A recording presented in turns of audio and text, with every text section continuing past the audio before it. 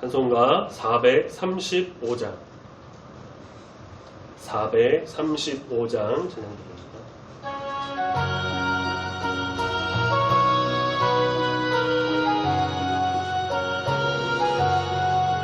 나의 영원하신 기업 생명보다 귀하다.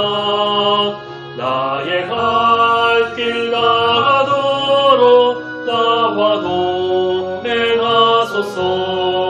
주께로 가까이 주께로 가오니 나의 갈 길 나가도록 나와 동행하소서. 세상 부귀 아니함과 모든 명예 버리고 험한 길을 가는 동안 나와 동행하소서. 주께로 가까이 주께로 가오니 나의 갈 길 나가도록 나와 동행하소서. 어둠 골짝 지나가며 험한 바다 건너서 천국 문에 이르도록 나와 동행하소서. 주께로 가까이 주께로 가오니 나의 갈 길 나가도록 나와 동행하소서.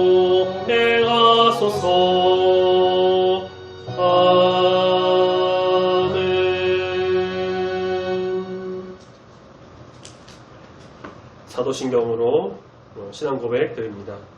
전능하사 천지를 만드신 하나님 아버지를 내가 믿사오며 그 외아들 우리 주 예수 그리스도를 믿사오니 이는 성령으로 잉태하사 동정녀 마리아에게 나시고 본디오 빌라도에게 고난을 받으사 십자가에 못 박혀 죽으시고 장사한 지 사흘 만에 죽은 자 가운데서 다시 살아나시며 하늘에 오르사 전능하신 하나님 우편에 앉아 계시다가 저리로서 산자와 죽은 자를 심판하러 오시리라. 성령을 믿사오며 거룩한 공예와 성도가 서로 교통하는 것과 죄를 사하여 주시는 것과 몸이 다시 사는 것과 영원히 사는 것을 믿사옵나이다. 아멘. 하나님 말씀 마태복음 21장 마태복음 21장 18절부터 22절까지의 말씀입니다.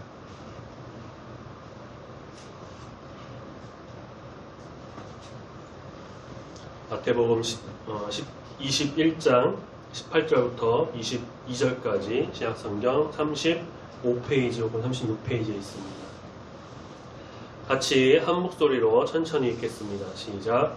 이른 아침에 성으로 들어오실 때에 시장하신지라 길가에 한 무화과 나무를 보시고 그리로 가사 잎사귀 밖에 아무것도 찾지 못하시고 나무에게 이르시되 이제부터 영원토록 내가 열매를 맺지 못하리라 하시니 무화과 나무가 곧 마른지라. 제자들이 보고 이상히 여겨 이르되 무화과 나무가 어찌하여 곧 말랐나이까. 예수께서 대답하여 이르시되 내가 진실로 너희에게 이르노니 만일 너희가 믿음이 있고 의심하지 아니하면 이 무화과 나무에게 된 이런 일만 할 뿐 아니라 이 산더러 들려 바다에 던져지라 하여도 될 것이요. 너희가 기도할 때에 무엇이든지 믿고 구하는 것은 다 받으리라 하시니라. 아멘.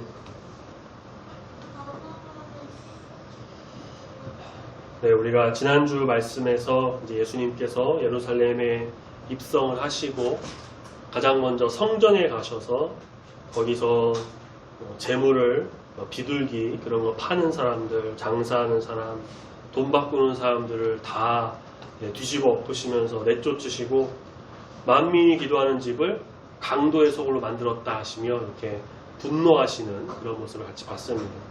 성전 그 자체이신 우리 예수 그리스도, 우리는 이 성전을 통해 주님을 찬양하고 성전에 모여 주님을 송축하고 성전 중심의 교회 중심의 신앙생활, 이곳에 세상에 물든 그런 곳이 아닌 정말 만민이 기도하는 하나님의 집으로 만들어서 교회를 통해서 하나님의 그 참되신 뜻과 비전이 성취되도록 우리는 꾸준히 노력해 나가야 할 것입니다.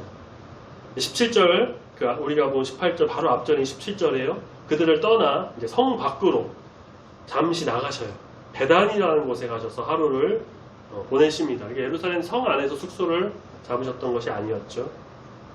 18절 다음날 이른 아침에 예수님과 제자들이 다시 성 안으로 들어옵니다. 그 과정에서 이 독특한 하나의 사건이 등장합니다. 예수님의 그 모습과 상황을 이해하지 못해서 아직도 지금도 이 말씀을 좀 어려워하고 잘 모르는 분들이 꽤나 있을 정도입니다. 저도 사실 이 말씀이 왜 그랬나 되게 의아하고 어려워했었고요. 아침에 시장하셨던 예수님께서 길가에 서 있는 무화과나무 하나를 보십니다. 시장하셨던 예수님은 무화과나무의 열매를 통해서 이제 허기를 좀 달래고자 하셨던 것으로 보여요. 그런데 가보니까 잎만 무성한 나무에서 열매를 찾지 못하시고 대뜸 그 나무를 저주하십니다. 밀물 같은 그 나무 한 그루를 향해서 영원히 열매를 맺지 못할 것이다 라는 좀 가혹한 저주를 내리시죠. 그러자 신기하게도 19절에 보니까 19절 마지막에 바로 무화과나무가 곧 마른지라 바로 말라버립니다. 말라 비틀어버려요. 겉으로만 보면은 이 예수님의 행동이 좀 짓궂어 보이기까지 합니다. 아니, 굳이 그렇게까지 하실 필요가 있으셨을까? 너무 감정적이셨던 거 아닐까? 배고파서 짜증나셨나? 홧김에 그러신 거 아닌가? 막 이런 생물 불쌍한데 여러 생각을 하게 만들 수가 있죠. 동일한 내용을 전하는 마가복음 말씀, 마가복음 11장에서는요. 이 사건을 좀 시차를 두고서는 설명하고 있어요.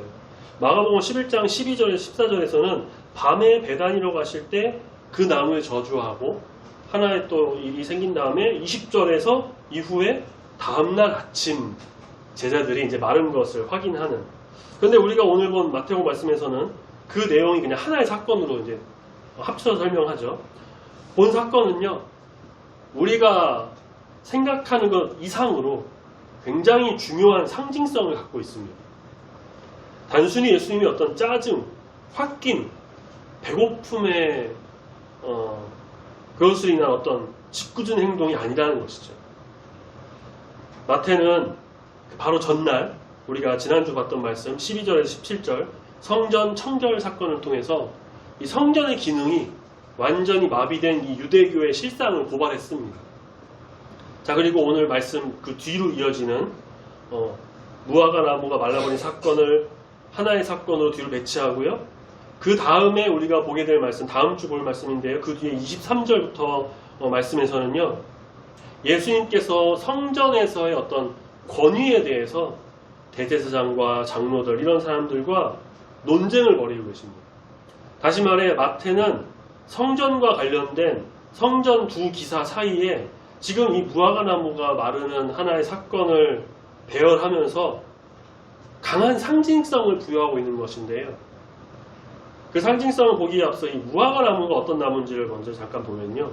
무화과 나무는 포도나무와 함께 구약에서 이스라엘을 상징하는 대표적인 나무입니다.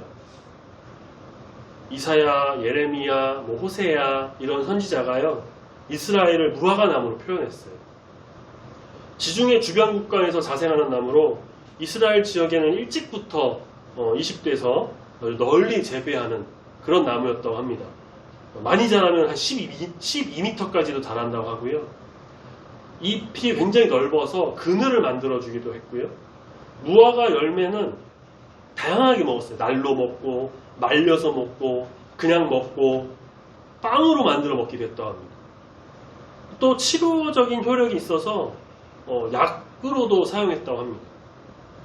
특히 이제 무화과 나무 아래에 산다라고 하는 그런 표현이 평화와 번영을 상징하는 것이었고요.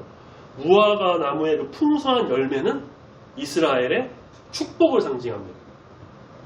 그러니까 하나님과 올바른 관계에서 비롯된 것이었는데 예수님께서 길가에 홀로 서 있는 그 무화과 나무 한 그루를 보고 다가가십니다. 시장이었으니까 당연히 열매를 기대하셨겠죠. 하지만 예수님의 발걸음을 이끈 더 근본적인 이유가 있었는데 그것은 무엇이냐? 예수님께서 무화과 나무를 보셨을 때 잎이 무성했다라는 거예요. 이건 뭘 말하느냐? 가서 보니까 잎이 무성했던 게 아니라 반대로 잎이 무성해서 그렇게 보이니 예수님께서 다가가셨다라는 겁니다.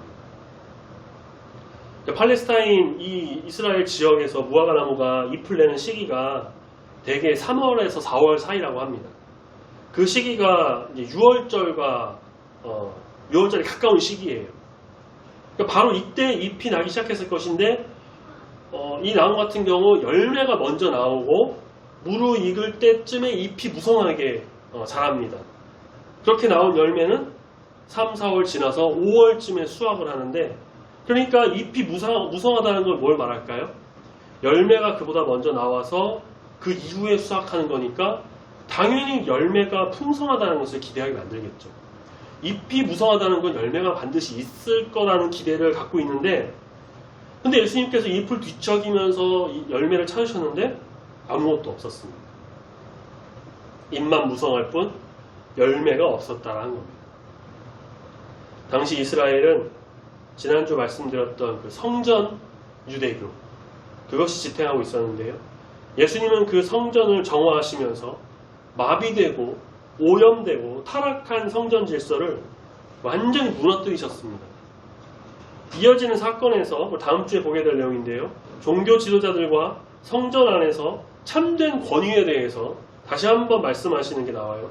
그 사이에 무화과 나무가 말라버려서 영원히 열매를 맺지 못한다 라고 하는 것은 이스라엘 성전 유대교의 종말을 상징한다 라고 할 수 있습니다. 그러니까 이 무화과 나무 이 사건의 상징은 무엇을 말하고 있느냐? 이스라엘 성전 유대교의 종말이다. 그러니까 햇빛을 가리는 그늘을 만들어주기는 하지만 사실상 아무짝에 쓸모없는 이 잎만 무성하고 겉만 화려하고 생명력은 전혀 없는 타락한 성전 유대교의 실상을 대변합니다. 하나님의 아들 그리스도 메시아께서 오셨고 열매를 요구하셨는데 내놓을 열매는 전혀 없어요. 당대 유대교는 철저하게 실패했습니다. 하나님의 뜻을 받들지 참되신 뜻을 받들지 못했고요. 사명을 감당하지 못했고 외식적인 그들은 자기들의 이익만 취하는 교만한 집단이 되고 말았습니다. 그것을 대체할 새로운 공동체가 등장합니다. 단순한 대체가 아니고요. 유대교가 하지 못한 생명사역을 완성할 공동체 바로 예수님께서 가져오신 하늘나라 공동체인 교회가 그것입니다. 교회. 이런 의미를 전혀 알지 못한 채 사실 우리도 이해하기 힘든데 그 앞에서 그걸 봤던 제자들은 더 그랬겠죠. 그런 상황과 예수님 모습이 놀라워요. 이상해요. 말씀에서 나오죠. 20절에 이상히 여겨서 이상하다. 왜 그러셨지? 왜 이런 일이 일어나지? 하면서 묻습니다. 무화과 나무가 어찌하여 그걸 말랐습니까? 예수님은 자신이 행한 기적뿐 아니라 그보다 더한 일도 제자들이 할 수 있을 것이다 라고 말씀하시는데요. 믿음이 있어야 하고 의심하지 않아야 합니다. 그 과정에서 드리는 기도 역시 믿음으로 구하는 기도여야 합니다. 마지막 22절에 그러죠. 기도할 때 무엇이든지 믿고 구하는 것은 다 받으리라. 갑자기 믿음을 주제로 끌고 가는 그런 흐름이 되죠. 그러니까 무화과 나무 마르게 한 것도 놀라운데 예수님 또 말씀하시기를 산을 바다에 빠뜨리게 할 수 있다는 건 더 놀라울 수밖에 없어요. 그래서 예수님은 믿음의 중요성을 항상 강조하셨는데 마태복음 17장 20절에서 귀신을 내쫓지 못한 제자들을 향해서 꾸짖으시면서 겨자씨 하나만한 믿음만 있어도 너희가 이 산을 명해서 여기서 저기로 옮겨가라고 할 수 있다라고 말씀하신 적도 있으십니다. 우리가 전체적인 이 말씀에 오늘 본 말씀의 맥락을 고려해보면요. 일반적인 그런 믿음의 기도와 그에 따른 능력을 강조하는 것, 그 이상의 의미가 있다는 것을 볼 수가 있는데요. 제자들이 유대교가 하지 못한 일들을 하게 될 것이다 라는 걸 강조합니다. 예수님을 성전으로 삼는 믿음의 공동체는 무화과 나무를 마르게 하고요. 그 나무가 뿌리 내리고 있는 그 산까지도 옮길 수 있을 만큼 지금껏 유대교가 보지 못했던 그 하나님 나라의 놀라운 역사를 구현할 것입니다. 믿음의 공동체, 교회를 통해서 하나님의 사역을 드러낸다는 것이죠. 제자들의 권세와 권위는 바로 이 오직 예수로부터 나옵니다. 그들은 예수가 원하는 풍성한 열매를 결실하는 믿음의 공동체가 될 것이고요. 그 실현은 우리가 바로 예수님 승천하신 후인 사도행전 말씀에서 확인을 할 수가 있게 되죠. 자, 그렇다면 우리가 생각해 볼 것은 요즘의 이 시대에 우리나라 특히 한국교회로만 봤을 때 교회들이 어떤가요? 큰 교회가 정말 많죠. 교회 자체도 사실 많은데 우리가 생각하는 것보다 큰 교회가 꽤 많습니다. 우리 대한구 주변만 해도 그렇고요. 더 넓게 이곳저곳에요. 꽤 큰 교회들이 많아요. 근데 교회가 크다고 무조건 문제가 있다, 잘못됐다라는 것을 말씀드리는 것은 결코 아닌 것을 알려드립니다. 우리 교회가 뭐 작으니까 뭐 자격지심이 그러냐, 그런 것도 아니에요. 큰 교회는 너무나도 잘못했다, 그런 것도 절대 아닙니다. 큰 교회는 큰 교회대로의 하나님의 사명이 있고요. 작은 교회는 작은 교회대로 하나님의 사명이 있습니다. 5달란트 받을 수도 있고요. 2달란트 받을 수도 있고 1달란트 받을 수도 있습니다. 가진 것에 열심히 충성하면 되는 거예요. 자, 문제는 뭘까요? 교회가 몸집 부풀리기에만 관심이 있는 경우가 있다라는 겁니다. 어떻게 하면 교인을 많이 모아서 믿음, 신앙 그런 거 없이 일단 많이 모아서 교회를 크게, 성도수를 많게 할까? 어떻게 하면 더 큰 성전 지을까? 물론 필요에 따라 성전 지어야겠죠. 전도에서 많이 사람들 성도수가 늘어나면 좋겠죠. 그런데 그 중심에 만약에 하나님이 없고, 그 중심에 예수 그리스도가 없고, 그 중심에는 자기 이익만 쫓고 권력이나 교회 몸집 부풀리에게만 관심이 있다면 교회가 아무리 크고 웅장하고 멋있어봤자 아무 소용없다는 겁니다. 물론 지금 한국 교회에 정말 큰 교회가 다 그렇다는 거 아닙니다. 정말 훌륭하고 신실하신 목사님께서 정말 큰 하나님의 그 주신 사명을 감당하고 계세요. 그런데 그 중에는 또 그렇지 않은 교회도 있다라는 겁니다.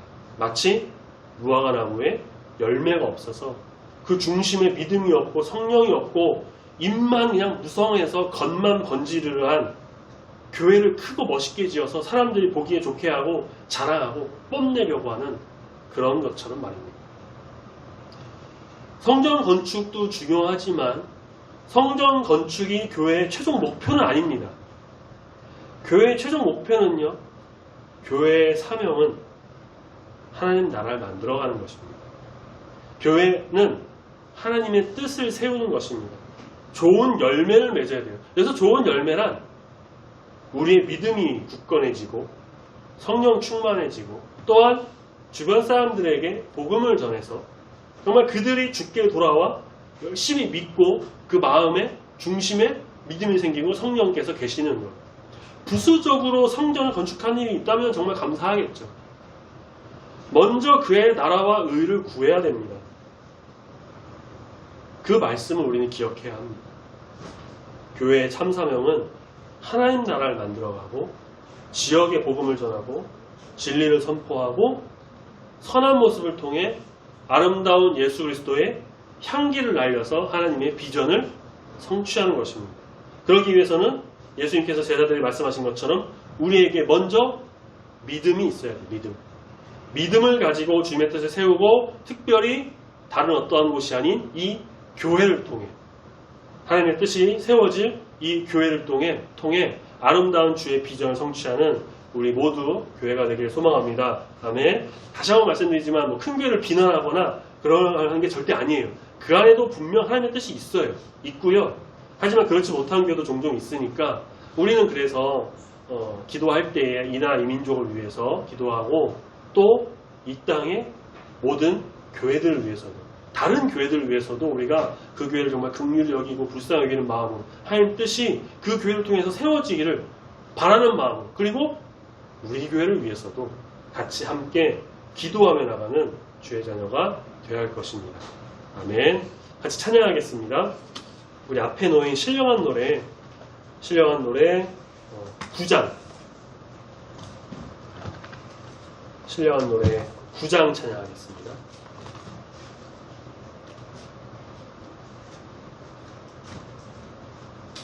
구장입니다.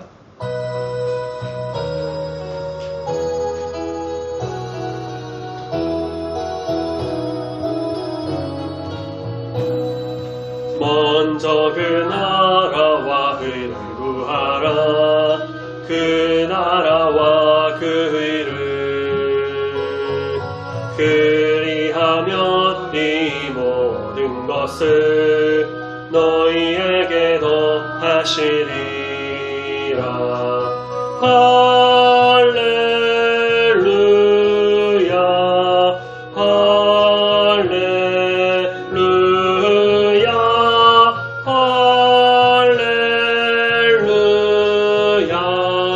할렐루야 할렐루야.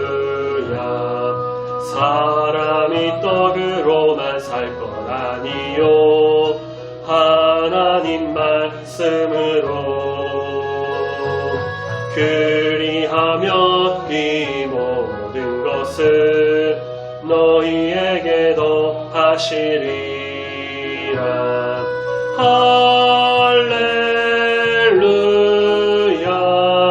할렐루야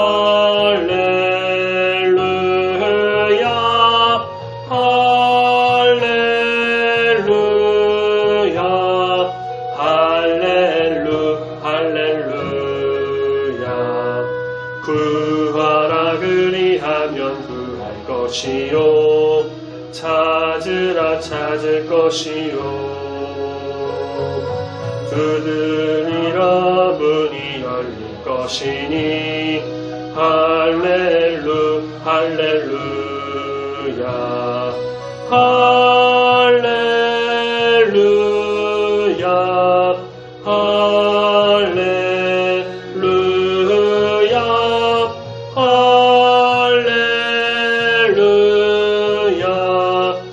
할렐루야 할렐루야.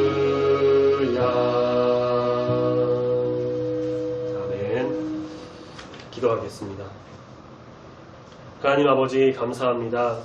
때에 따라 비를 내려주시고 또 하늘도 맑게 해주시고 좋은 환경을 우리에게 허락하심에 감사합니다. 지금 더운 여름이지만 여름을 주신 하나님께 늘 감사드리며 모든 상황 속에서 주님만을 찬양하고 예배드리는 귀한 주의 성도가 되도록 붙들어 인도하여 주시옵소서. 주님께서는 예루살렘에 들어가시면서 열매가 없이 잎만 무성한 무화과 나무를 저주하셨고 이 말씀이 선뜻 이해하기 좀 힘들고 당황스럽고 어렵기도 하지만 이를 통해 겉만 번지르르한 성전 유대교의 몰락과 믿음으로 주님을 바라보며 오직 주의 뜻대로 주의 비전을 세우는 믿음의 공동체, 교회가 일어나게 될 것을 알려주심에 주님 우리에게 깨닫게 하심에 감사드립니다. 요즘 시대의 교회들도 겉모습이나 건축에만 관심이 있고 그 중심에는 인간적인 욕심과 세상적인 논리가 지배하는 것이 아닌지를 다시금 돌아보게 됩니다. 주님, 교회가 겉모습의 치장에만 마음을 두는 것이 아니라 오직 주님의 뜻을 세우며 먼저 그의 나라와 의를 구하여 아름다운 하나님의 나라를 만들어 나가는, 그래서 이 땅에 주의 복음을 전해 예수 그리스도의 향기를 날리는 모든 교회가 되기를 소망하오니 붙들어 인도하여 주시옵소서. 특별히 우리 중부교회를 사랑하시니 감사합니다. 이 지역에 주의 뜻을 세우며 칭찬받는 교회, 믿음으로 굳게 서는 교회, 예배를 통해 회복이 이루어지는 교회 되기를 소망합니다. 모든 성도에게 크신 은혜를 더하여 주시고 믿음의 믿음을 더하여 주시고 어디서든지 우리 주님과 동행하여 주님께 영광 올려드리는 예배자로서의 삶을 사도록 붙들어 인도하여 주시옵소서. 남은 한 주간도 지켜주시고 항상 주님께로 나가는 귀한 우리 교회 모든 성도가 되기를 소망합니다. 감사드리며 예수님의 이름으로 기도드립니다. 아멘.